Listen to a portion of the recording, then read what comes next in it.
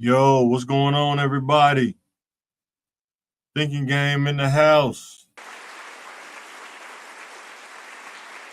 Rainy day outside today in Little Rock, but we gonna be all right.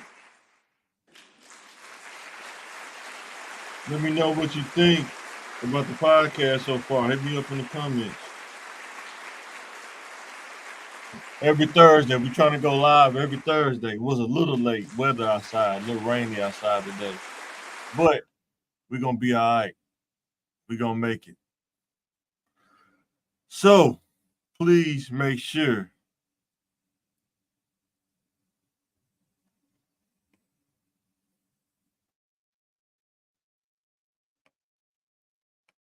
to like, share, subscribe. Please make sure to go to the YouTube channel. Please make sure to go to our Instagram channel. They're at the bottom of the screen. CTM TV Little Rock on Twitter or X. CTM TV Little Rock on Instagram. CTM TV Little Rock or LR on YouTube as well. Also, we have a Reddit channel. I think it's the same thing. Also, please hit the like button on Facebook as well. Those who watch on Facebook, make sure you like and share. Help us grow our subscribers as well. The Thinking Game podcast is a content that encourages thinking, a podcast for people that think, that like to think about stuff, what they're doing. I know sometimes you got people that's reactionary. Sometimes you got people that think. We want to make content for people, for everybody, but mostly people that think. Because we look at scenarios and topics and we say, what do you think? What's the thinking game? What's the thinking process of this situation? It's for everyday working people, conversations about life. Try to get more people to come on as we get time or schedules and stuff like that. But if anybody want to come on, let us know. We do StreamYard. We try to do location, but schedules is tough, so that's why we're doing StreamYard. But we can send you the link, and you can hop on. It won't be no issue. Let us know in the comments or hit us up on Facebook or YouTube. Send us a message, and we can definitely get together and link the time up. Also, understand we're working people. We're not celebrities, so we do this based on the time that we have. So we don't have like a production team, or we don't have a team of people doing this. It's just really two brothers and come together and just talk about topics to try to get people to think. So getting right into the podcast, trying to make sure I got everything set up right. Oh, turn the gain up a little bit more. All right, trying to make sure we got everything set up right. Now, let me know in the comments if you can hear. If anybody come in, let me know if you can hear me or not. My audio feed looked pretty good, so trying to try a different mic without having to have the mic in front of me. So trying to try something different. So with that being said, let's go into the first slide, first topic.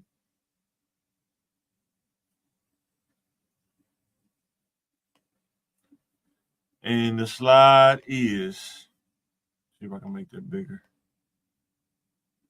Kai Cenat. Is he glamorizing jail? He had a live stream that they live stream like being in jail for like I forget how many days, but it's like a live stream of him going to jail, like being inside of a jail. And the question I have for you to think about is that production team, are they out of pocket for making jail funny? Or was it their version of making a comedy, but the true essence of jail was not captured in that live stream? Like, are they trying to get people to not go to jail, or are they kind of making a scene of being in jail, trying to make it entertaining? So let me know what you think in the comments. I think just from a standpoint of seeing people go to jail. I never been to jail, but seeing the aftermath of people that go to jail, it don't sound like what they live stream. I will say that it don't sound like that. It sounds like when you go to jail, there's constant overhead on what to think about. Like, why is this person talking to me? Or, why are these group of dudes looking at me? Or, what's going to happen? Do I got to fight today? Do I got to, I hope I don't have to stab nobody, but it seems like it's a bunch of thinking every day, thinking like a chess game. They tell you don't get involved in gambling, don't get involved in drugs, don't get involved in sideways talk. You gotta stay on the straight and narrow, but we all know that's very hard. But then in jail, it's like putting all the gladiators in one space and expecting them to behave in a civil manner.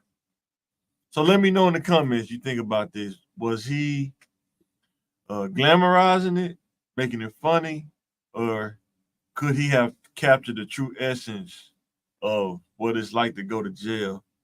Because, like I say, most people I know that went to jail, when they get out, they say it ain't fun and games like people make it out to be. You hear documentaries and stuff, or you've seen Scared Straight. I seen it. That was all I need to see. But everybody else, everybody got different, ways of how they do stuff. So let me know in the comments what you think about that. I mean, as far as him live streaming, I mean, that was pretty cool. He had a bunch of people checking him out. High numbers in live streaming. So, but let me know in the comments what you think about that. So, do you think he was over making jail like maybe like a comedy skit or something? I don't know, but I think he got a lot of numbers with his live stream. So let me know what you think about that.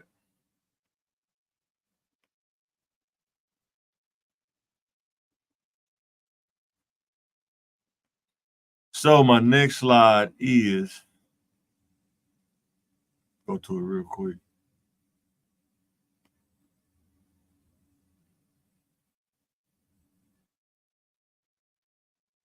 Expecting or assuming a person to do something that you picture or imagine. I really want to talk about this.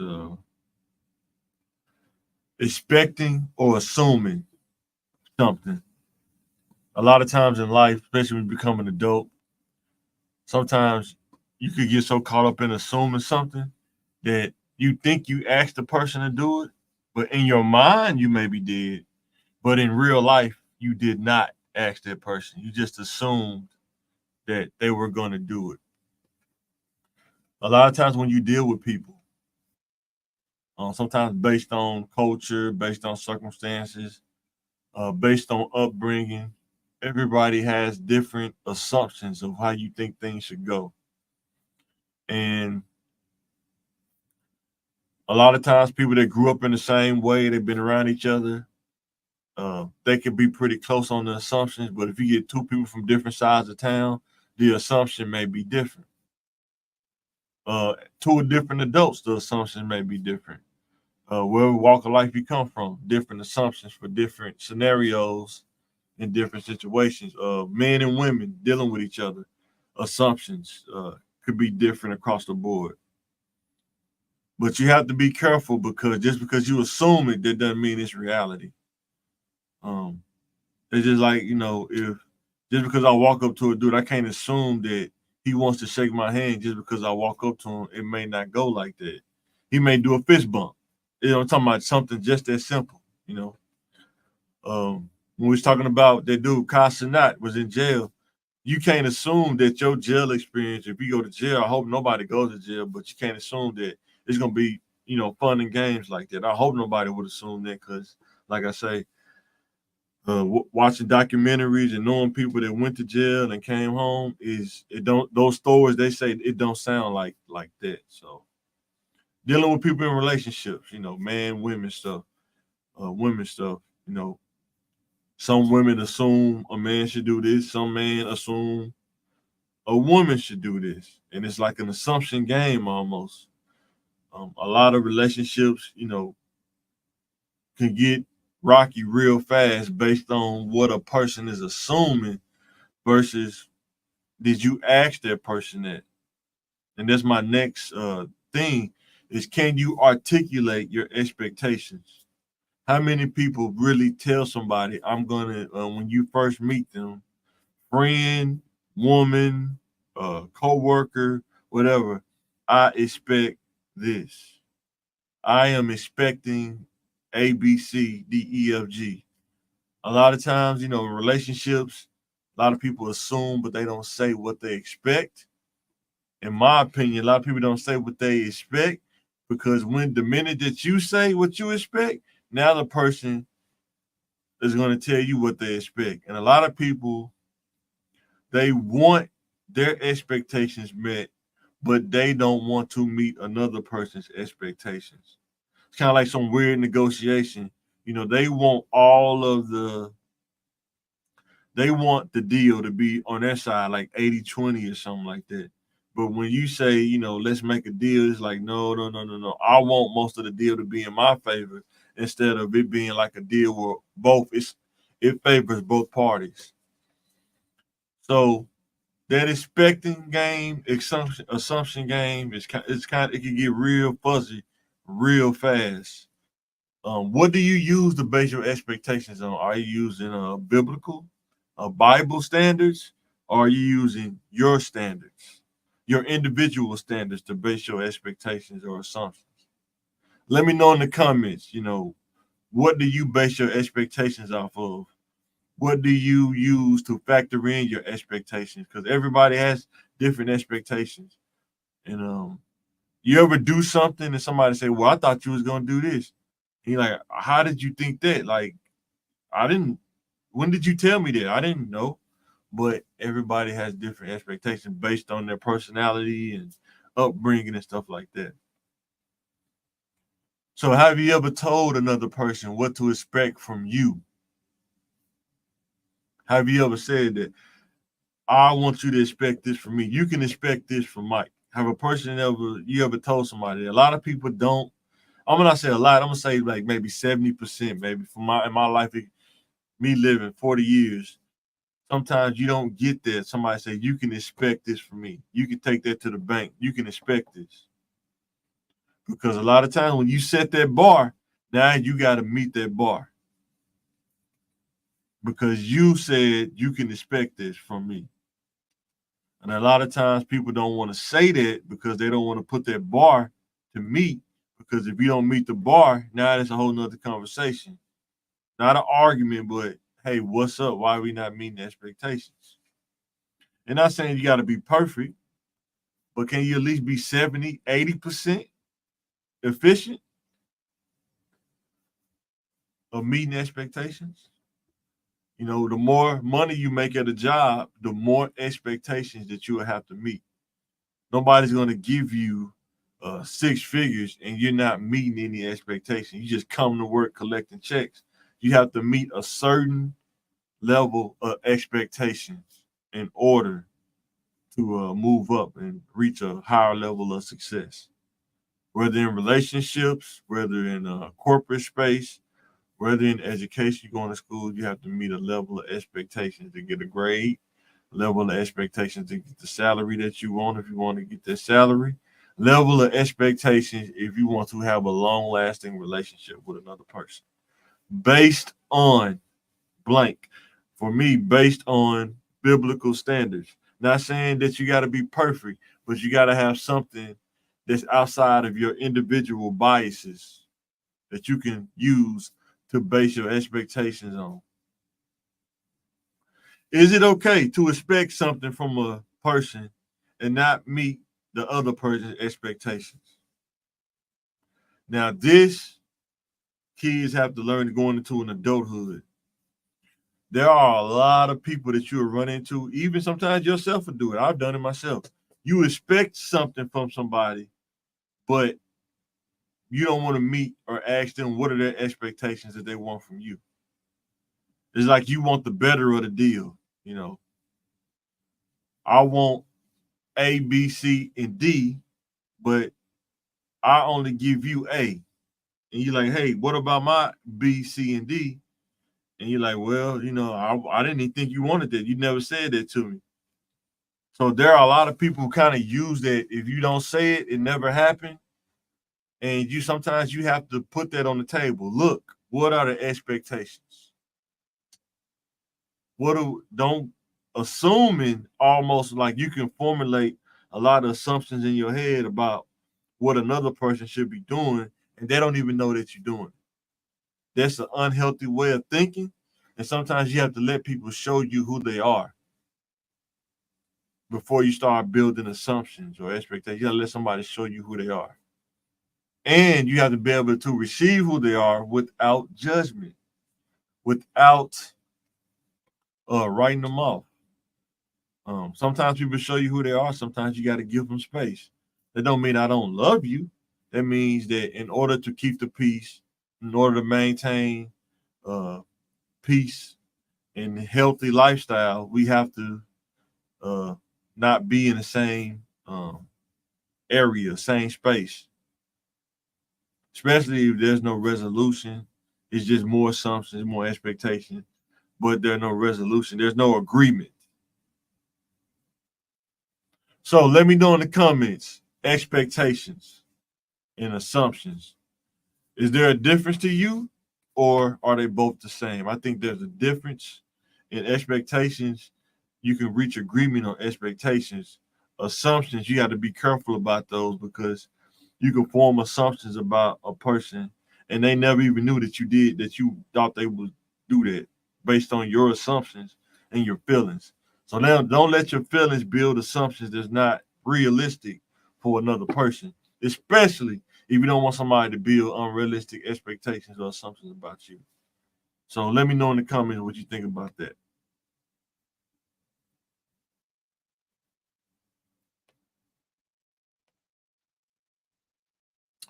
All right, next slide.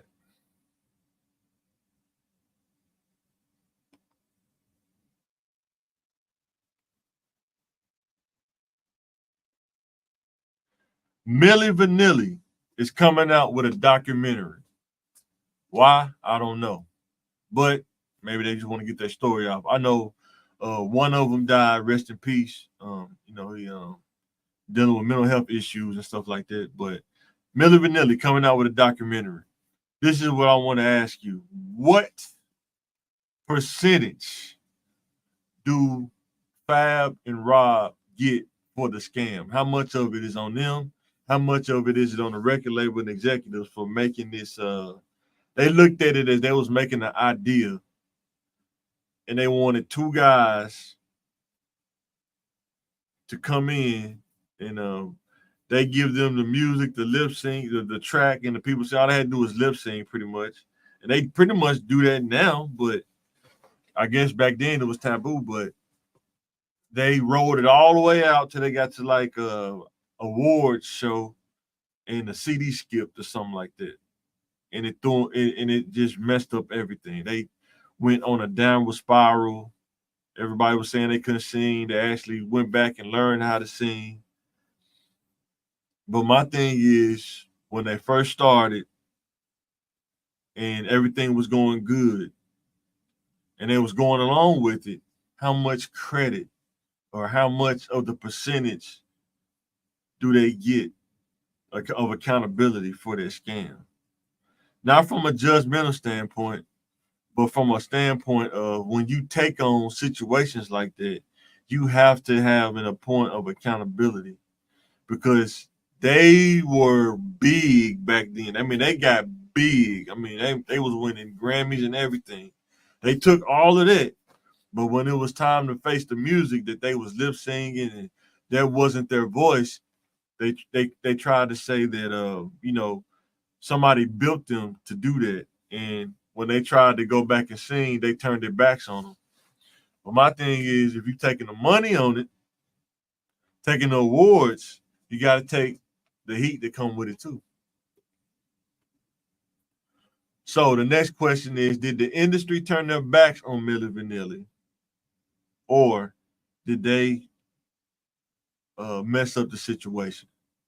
That's the part that get a little murky. That's the part you probably won't see a documentary. They probably gonna bring out that it's kind of like they were saying that they disobeyed what they created, so we're gonna turn our backs on you. You're on your own now.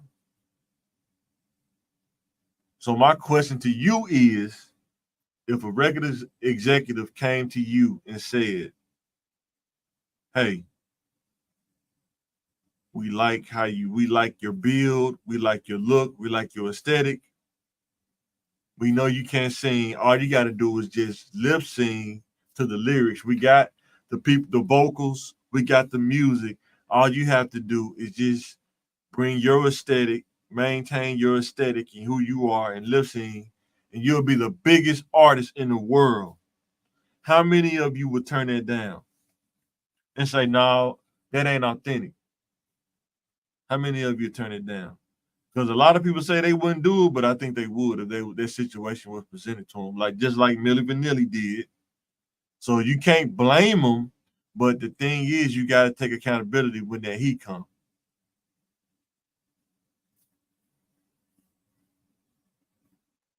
And the last point on this slide is, in the current day, right now, in the entertainment industry, are there a lot of Milli Vanilli type of situations right now as we speak? Are there people out there using other people's vocals and lip singing? And if that CD skip is gonna show them to be like Milli Vanilli. Let me know in the comments what you think about that. Are there other Milli Vanillis right now that we don't know about because now everything's digital? Now there is no CD to skip. You can just play it off a computer now. So it's hard to get caught up now than it did was back then. So let me know in the comments what you think about that.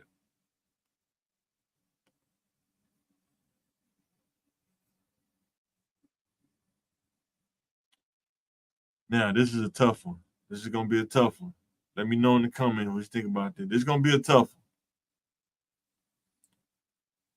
D Wade, Dwayne Wade, and Gabrielle Wade, a union, allegedly headed towards a divorce. That's what I read in an article. I think it was I forgot what, I gotta look name the article. I should have put that in here. This is a couple of articles floating around. Is this a relevance play, or is this a sign of trouble to come? Let me know in the comments what you think about that. Do you think this is a relevance play because Dwayne Wade's not in the NBA? Gabrielle's not doing a bunch of acting gigs like she once was. She maybe not at the peak of her game anymore. Now it's kind of going, down the roller coaster. Sometimes you gotta do stuff for relevance. I hope it's not a relevance play, but let me know in the comments what you think about this. A lot of things they've been through together, as far as the Dwayne Wade's son and stuff like that. I don't even want to go down that rabbit hole, but what do you think? Do you think there's some smoke to this fire, or do you think it's just for relevance, trying to stay alive in the media, trying to keep that the juice going, the relevancy? Let me know what you think. As a matter of fact, I got a question for you to think about too. When you think about marriage, right, from a biblical standpoint, does being a celebrity, does your financial status change the rules to what marriage is for a man and woman? Does it give you an asterisk because you're in Hollywood? Let me know in the comments. I think not. I think marriage, you have to understand what marriage is before you go down that journey. And just because you have money, that doesn't mean that you get a different kind of journey. That doesn't mean that you get special rules based on how much money you have. Um, but sometimes we'll say, hey, they're not regular people. Guess what? Marriage, the rules of marriage don't care if you're regular or rich. Marriage is marriage. If you don't want to do it, don't do it.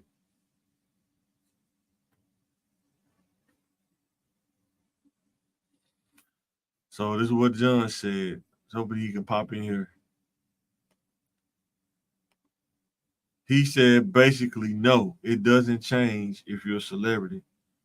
What people will say, they're not regular people, so it's almost like you trying to give them different rules because they're a celebrity. What it be sounding like. And he also said, but a lot of people think we can have as many wives as you can afford. I don't know why people want to have a lot of wives. I thank God I can just keep up with one. I can't imagine having 5 wives. I just don't want to deal with too much overhead to think if you got 5 wives. A lot of dudes think that's cool to have 5 wives. It's actually not cool. But to each his own, man. I'm not in Africa no more. I'm not in Nigeria. I need 5 wives. I need 5 because in Nigeria, in the village, you have 5 wives. I'm not Nigerian, man. I don't live in the village. I live in Southwest Little Rock. I only need 1 wife. And I've been married for 11 years, going on 12 years. So I only need 1. I don't need 2, 3, 4, 5. I'm good. I don't want it. 1 wife. That's all I need. I think if I had that many wives, like Old Testament times, my hair probably would be full of gray hairs. I couldn't do it. But some people like this. Some people want more than 1 wife. I'm good. 1 is good enough for me. I'm good. But let me know: are they trying to play the media, stay in the media, stay relevant, or is there really smoke to the fire? Sometimes where there's smoke, there's fire. You know what I'm saying? Unless they got a fog machine trying to stay relevant, make the smoke. You know what I'm saying? So let me know in the comments what you think. Because, man, a lot of times people be playing their game, man. They play their relevant game, you know what I'm saying? So, trying to make sure I ain't got nothing going on. All right. But let me know in the comments, guys, what you think about that. Go to our next slide.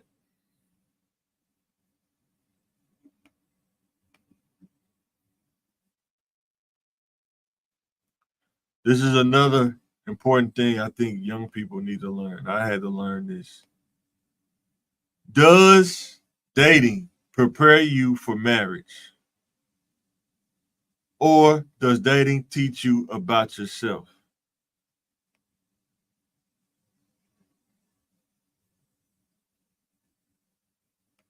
Answer this comment real quick. I see some people who think if you make more than your spouse, you don't have to be faithful. They trying to buy out the rules. That's why reading this comment, that's why you have to ask these kind of questions before you get married. We just talked about assumptions and expectations. If you don't ask these kind of questions, like what do you think about marriage? What do you think about marriage from a biblical standpoint? A lot of people may not even ask these questions. They just assume that if we get married, this person's gonna do right by me. On what standard though? On what grounds do you know that they're gonna do that on? See, now you're making the assumption by thinking, hey, I'm gonna marry this person, so we just gonna ride it out. We're gonna do she gonna take care of me, I'm gonna take care of her. On based on what though? You basing it off an assumption.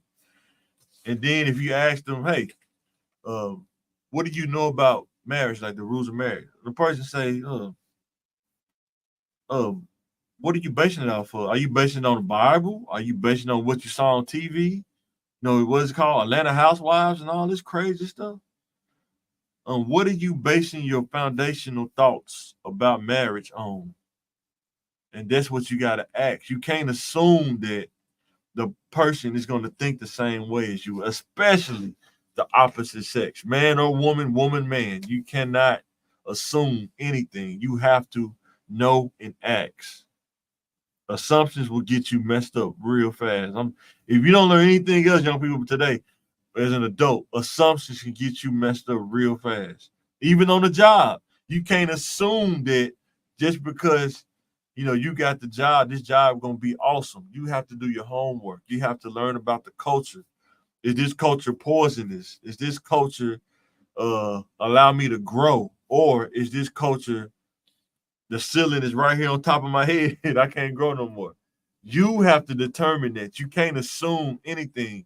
You have to get the facts, your ducks in a row. So, does dating prepare you for marriage? Let me know in the comments what you think about that. My answer is no. Dating does not prepare you for marriage. It does not. Marriage is one of those things that if you decide to go there with a person to go through courtship, you have to ask the questions. Even if it's uncomfortable, you need to know about what this person has the mindset. That's the only thing that you can prepare yourself to go into marriage. Everything else you can't prepare for. It's the mindset. Whatever we go through, we're gonna work it out. No matter how crazy it is, we're gonna work it out. Now, I'm not saying abuse and stuff like that. That's a whole nother scenario. I'm talking about basic marriage, man, woman. We come into a disagreement. You like green, I like red. So how do we come into a disagreement? Now we just buy stuff that's blue. Can you solve issues without getting into a atomic argument? Everything got to blow up. But you can't assume that that's going to happen. You have to ask these kind of questions. Dating does not prepare you for marriage. Dating teaches you about yourself. When you think about what's the common denominator in dating, it's you. Mike was the common denominator. If a relationship didn't work when I was dating, it was because of me, probably. Not the other person, it was because of me. A lot of times people blame the other person, but you always got to ask yourself, what decisions did I make that put me at the point that I'm at or the situation that I'm in? Be accountable to yourself. How did I get to the place where I'm at? And I'm saying it so you can understand how to move the next time around, how to make things better. And I'm telling you, when you're dating and courtship are two different things. You can't blend those two together. You either dating or you courtship. A lot of times people get sold dreams. You can make dating seem like courtship, but a lot of times that happens because nobody asks the question, what are we doing? What's the expectation? Are we dating or are we in courtship? What are we doing? And even then, you can still be sold a dream because I've done it. The dudes done it. They say, well, let's see what happens. Anything's possible. You say everything but the answer. Anything's possible. Or answer a question with a question. Are we dating? What's your definition of dating? Are we in courtship? I don't know. You tell me. So don't let assumptions get you in trouble. And dating does not prepare you for marriage. If you break up, like in dating is a bunch of breakups and makeups that don't prepare you for marriage, because marriage is not about breaking up and making up. Marriage is about sticking together through thick and thin, loving another person with their flaws. You can't just take all the good and say, I want all the good and not the bad. Because what if another person done you like that? And if you are a person who cannot, what am I trying to look for here? If you can give criticism, but you can't take criticism, marriage probably not going to be for you. You need to work on your mindset. If you focus on the negative, all the negative stuff dealing with a person, and not the positive stuff, marriage is going to kick your butt. If you can't identify what the good qualities about a person, the only qualities that you identify with is the negative qualities of a person. because we all got both. Everybody has positive and negative. But when you love somebody, you can accept the both because they sometimes, most of the time, what you think is negative about a person, that's the very well thing that could make them successful in the corporate world or outside of dealing with you. So because you don't like that a person is sarcastic, that person, the sarcasm may help that person survive in the corporate world at his job or his or her job. You may not like the fact that a person is super organized or oriented, but this is the person that holds down the house and makes sure that things are taken care of. You may not like that a person does things a different way, but that may be the very real, the very reason why your marriage is successful because they do things a different way. They don't try to follow the norms or whatever. So, but when you're dating, a lot of times you don't look at longevity. You're looking at the right now, the having fun, the good times. But when you're dating, if the bad times come, when you're dating, you have the option to say, I'm out. I'm not going to deal with that. But when you're married, the bad times come. You have to work through those bad times and get back to the good times.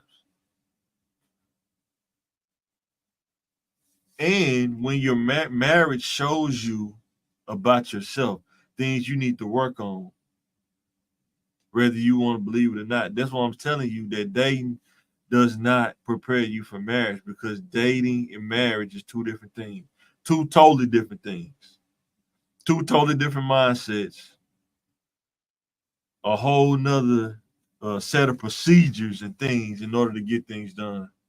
When you're dating, your obligation may not be that high when you're dating. When you're dating, you're just hanging out, having fun, but your obligation level is not that high. But when you're married with kids, man, obligations change. You really got to talk about expectations and things like that. Roles. A lot of people don't want to talk about roles. When you're dating, there is no roles when you're dating. You're just dating, having fun. And some people have expectations when they date, but a lot of people that have unrealistic expectations, they be in some tough positions. I'm just telling you from experience. Tough positions. And if you're dating in the dating game and you're single, be accountable and ask yourself, why am I single? Right at this point in time, why am I single? Because if you just keep blaming the men, what about the common denominator? What makes, if you say I keep meeting all bad men are dogs, I keep meeting bad men, the thing you got to ask yourself, this is the thinking part about life. What makes good men repel or not come talk to you? What makes all the bad men attracted to you? What makes all the good men unattracted to you? That's what you got to ask yourself.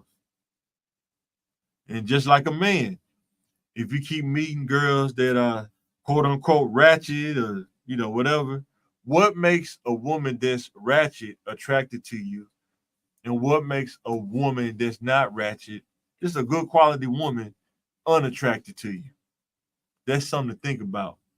What makes the good not attracted to me, but what makes the bad attracted to me? Let me know in the comments what you think about that. I want to hear that. I really want to hear some people tell me what they think about that. I had to go through that. Like, why am I attracting this? Why am I attracting that? What adjustments do I need to make on the dial to change what is attracted to me or what am I attracting? You know what I'm saying? So I had to do that growing up. I had to do that. Let me know in the comments if you think dating prepares you for marriage. I don't think dating prepares you for marriage. Matter of fact, you can date for so long, it will mess up your thought process on dealing with another person because most time everybody has their own rules when dating. There is no universal rules to dating. Everybody has their own rules of what dating is. There, you can line up 5 people and ask them what dating is. It's going to be 5 different answers, probably. So, let's go to our next slide.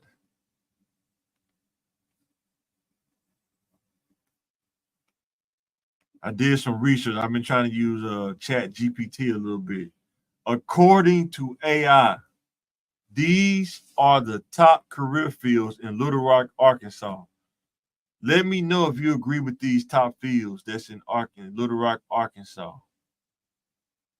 So I went to Chat GPT. I've been doing some research trying to figure out when I go around and talk to kids, like think about what's the fields. One thing about where you live, you have to think about the fields. What's the top fields?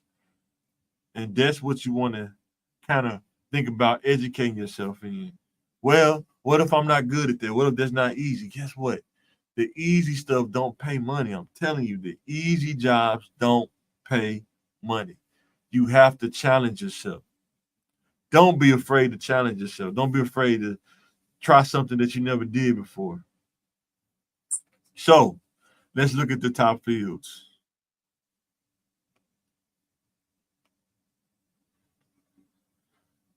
The number one, well, let's start at number 5. The number 5 top fields in Little Rock is government and public sector work.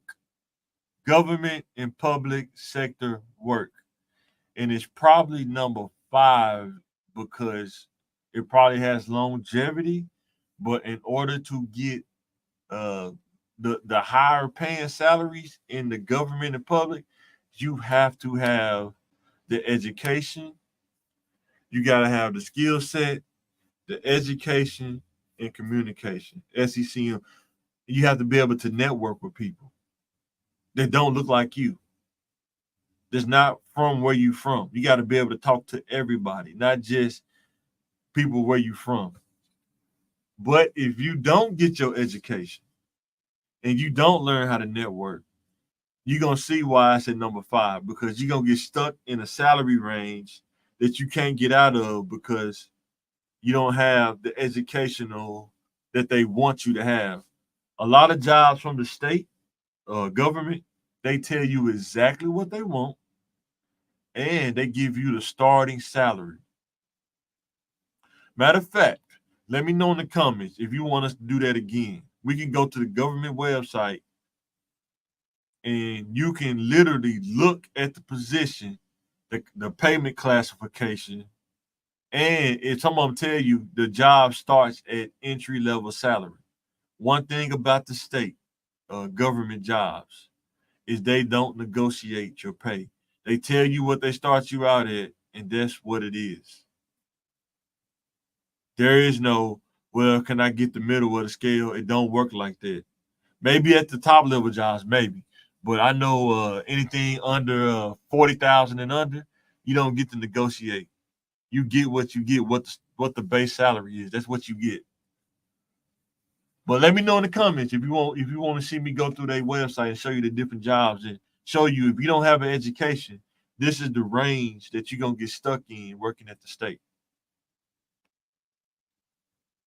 Number 4, education and teaching. Education and teaching. There is this myth out there that teachers don't get paid, but I beg to differ. I think that if you are young, let's say you're about to graduate, you want to go into education. If you make good decisions, don't put yourself behind the 8 ball by making bad decisions. Go to school, get your education done. If you go to college right out of high school, don't take a break and get your education done by the time that you are, let's say if you get your education by the time you're 24. Well, that's what, 18, 19, 20, 21, 22. But I said 5 or 6 years. I give you 5. So you really be done before that. But let's say if you get your education early, get your teaching certificate, then you go teach for a couple years, then you go back and get a master's degree. You can make great money being a teacher or in the education field, being an administrator. You can make great money. A lot of it's public. You can look it up. A lot of it's public. And you can go look it up. You can see what they have. Um, I think a lot of people are getting stuck on social media and they think that they want instant gratification, but real life doesn't work like that. You got to put in the work. Ask me how I know. The reason why I'm 40 and going to school is because I did not invest time in my 20s in education. I did get a job. I worked jobs and stuff like that. But as I was working jobs, I started to see the difference between having education and no education. Living in Little Rock, bigger cities may be different, but there are jobs in Little Rock. If you get your education, you can get great salaries. But you got to have the education, you got to have the communication, skill set, and mindset. You got to have all those, got to work for you. You can't just have one and everything fall in your lap. It don't work like that. So, teaching, you don't have to just be a teacher. A lot of times people get comfortable. They just be a teacher where I don't want to be a principal because it's too much work. That's like you telling yourself, I'm gonna leave money on the table because I don't want to do the work. So I'm gonna leave an extra, $50,000 or $60,000 on the table because I don't want to do the extra work. That is insane. But some people do it. I don't know. I'm just giving you another way to look at it. There, there is teachers that have a pension program as well. A lot of places don't even offer pensions anymore. It's just maybe 401k. But education and teaching is a stepped on field.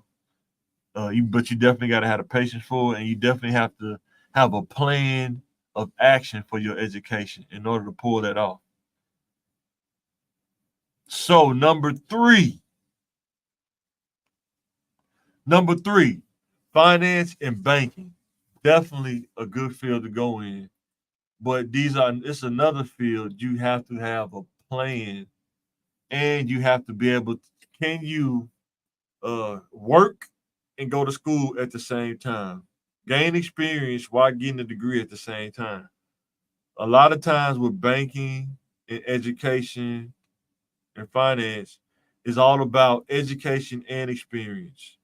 And then if you add networking to it, knowing how to, uh, talk to people, knowing how to build relationships, professional relationships and mentorships, you'll start rising a little bit quicker than somebody who just try to go at it alone or something like that. So, but education and experience, if you can get both of those at the same time, especially while you're young, by the time you reach 30, you going through the roof. I mean, you all you gotta do is just look for opportunities and stay aware and see what's going on.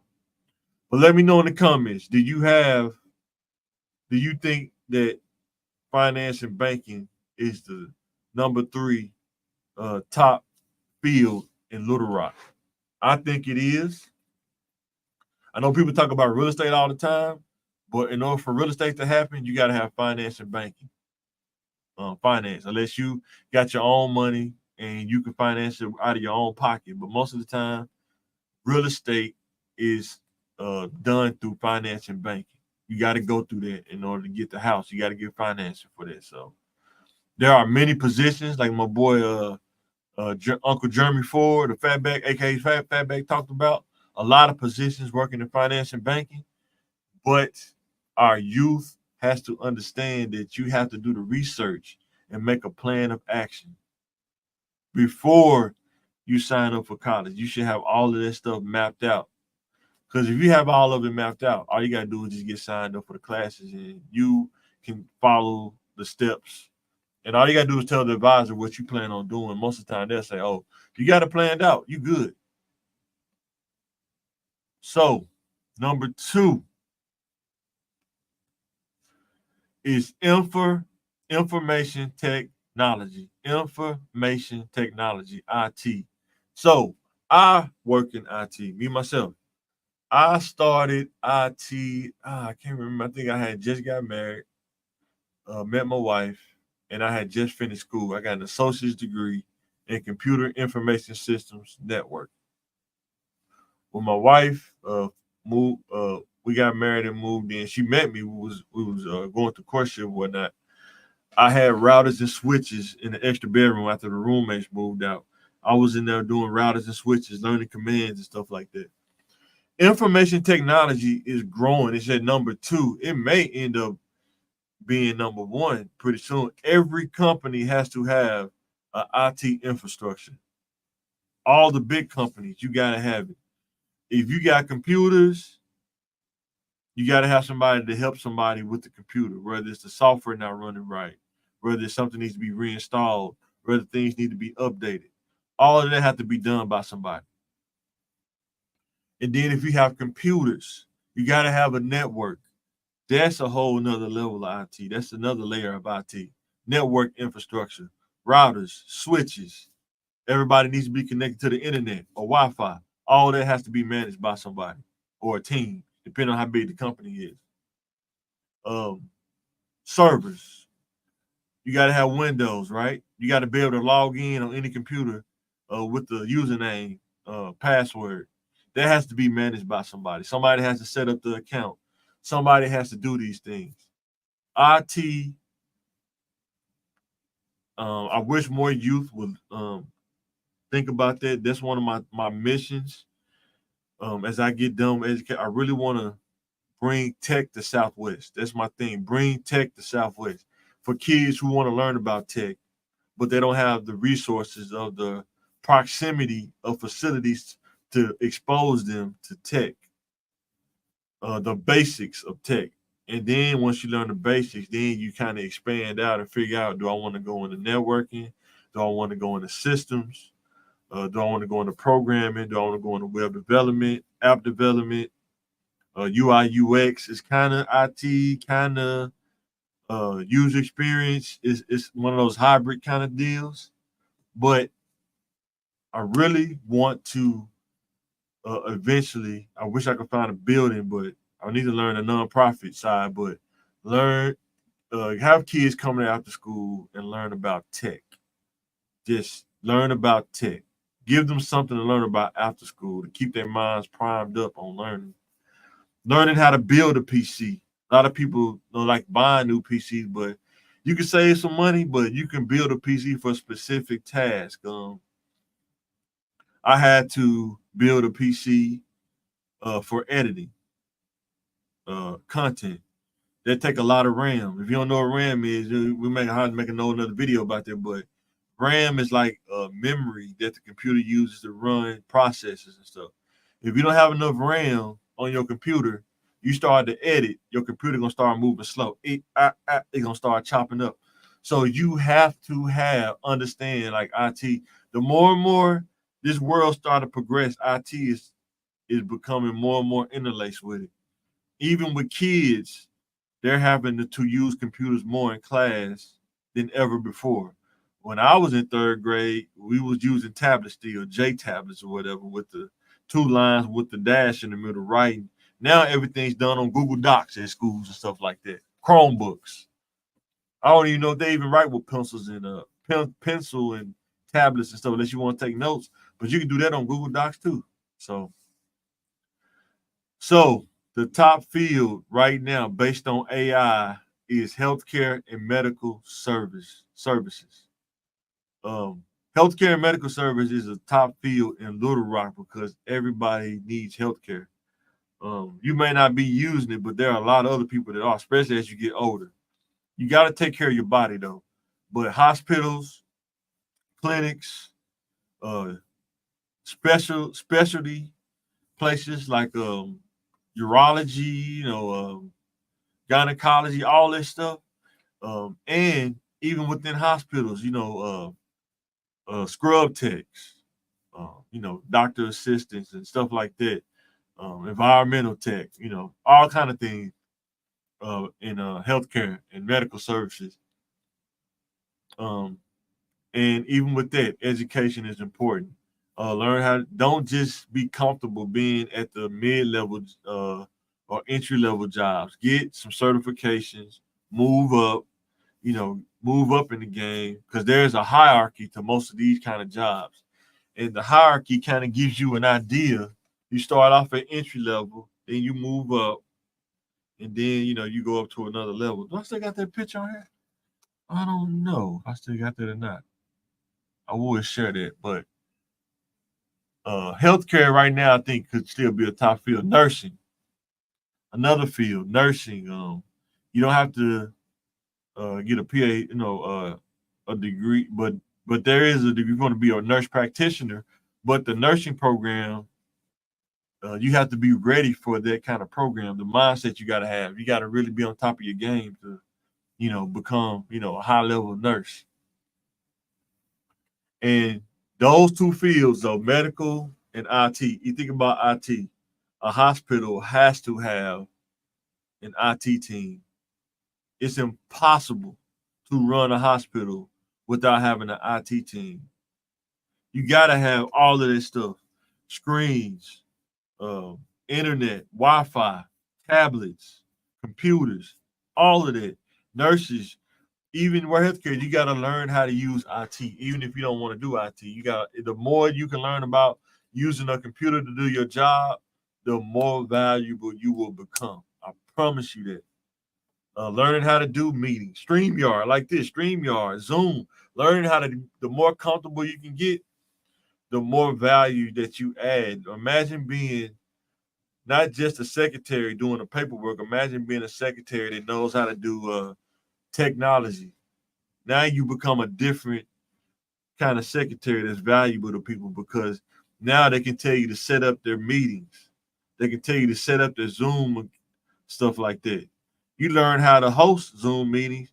Now you're not doing as much paperwork. They'll mess around and make a position for you just to host Zoom meetings. But most people say, well, I ain't comfortable with that. Well, guess what? You want to keep being comfortable, not learning something new. You stay in that zone. But I promise you, if you learn something new, you'll be surprised on how things come your way, opportunities. So, with that being said, top 5 fields. Let me know in the comments what you think. Government or public administration, education and teaching, number 4, financing and banking, number 3, information technology, number 2, healthcare and medical services, number 1. Do you think that's a different order to that? Or do you think that's about right? Let me know in the comments what you think. So, this is my fun section. It's probably be my last talking point before I get up out of here. Let me know in the comments who you pick. This is the pick one. This is kind of thing that kind of stuck. I'm gonna do a movie this time, right?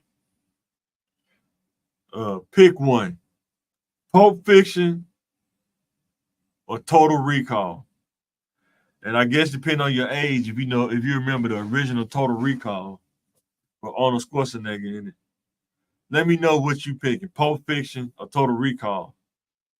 It's a tough one for me because I like both of these movies. And any given day, I probably could pick either one of these. But if I had to pick one, though, I'm probably gonna pick Pulp Fiction, though.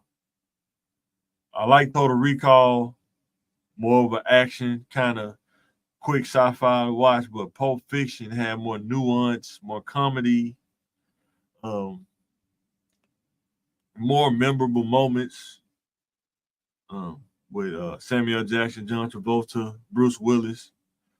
More memorable moments in it, but I really, Pulp Fiction was the movie. The scenes that he made for that movie was crazy. I mean, it seemed like random stuff could just happen at any time. It kind of let you know that. Think about the pawn shop scene, so how it went from them fighting to something really crazy happening. You know what I'm saying? So you go from fighting in the street, shooting at each other to John picked Pulp Fiction. Yeah. To being in a pawn shop, seeing the gimp. You know what I'm saying?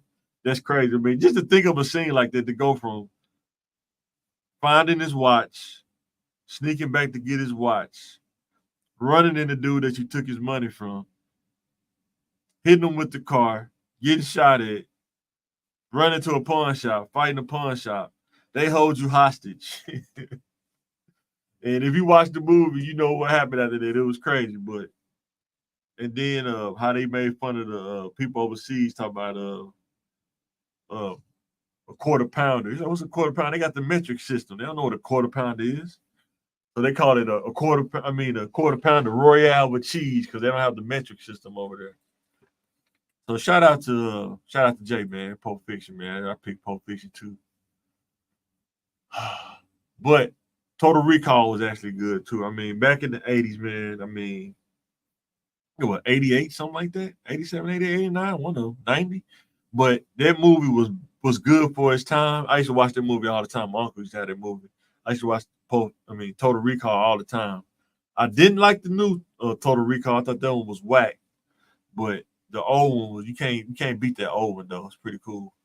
And that's when Arnold Schwarzenegger was at his peak. He could almost make any movie and it do good. So that was funny. He said it don't matter who you are in the streets when you tied up in the basement. Yeah, it didn't matter, man. And then he asked him, "Are you okay?" I'm pretty far from okay. I'm pretty far. Oh man, that movie awesome, man. If you younger, you haven't seen Pulp Fiction, you gotta check that movie out, man. Check out Total Recall too. I like Total Recall too. So as I get ready to wrap this up, if you watch this after the live stream, let me know in the comments what you think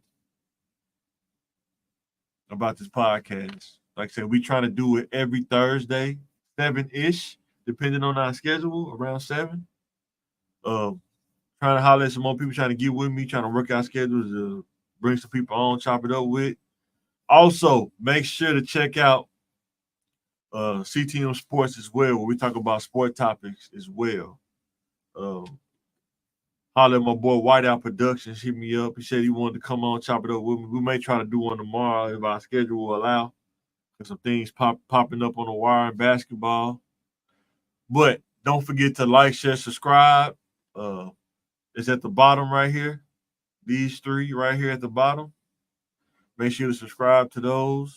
Follow us. Help us grow. We just want to grow, spread content. A podcast for people that think. Make content that think. What's the thinking process behind it? Think about Gabrielle D. Wade. I hope it's not true. Allegations. But what would be the thinking process behind that? When you think about dating, does that prepare you for marriage? What's the thinking process in dating? What's the thinking process in marriage? Because I can promise you that I don't think there's anything that could prepare you for marriage, but your mindset has to be right before you go into marriage. If you have a mindset to say, I'm only going to be married if this happens. If you have like a either or, marriage probably going to kick your butt. But if you go into it with a mindset that I trust God, and no matter what happens, we're going to work through it. Especially as a man, you're the leader. You have to understand that you're the leader. Everything will run based on your leadership. And for dudes out there to say, I don't want to be a manager over people, if that's the case, you don't want to be a leader, do not get married.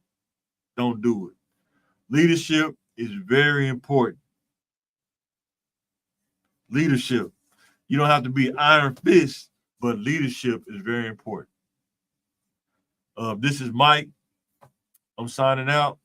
Let me know what you think about the podcast. Trying out a new mic. Let me know how I sound. Thanks for watching. Like, share, subscribe. Let's get up to 1K. Help us get to 1K. That's our goal, is to get to 1K. And I'm signing out.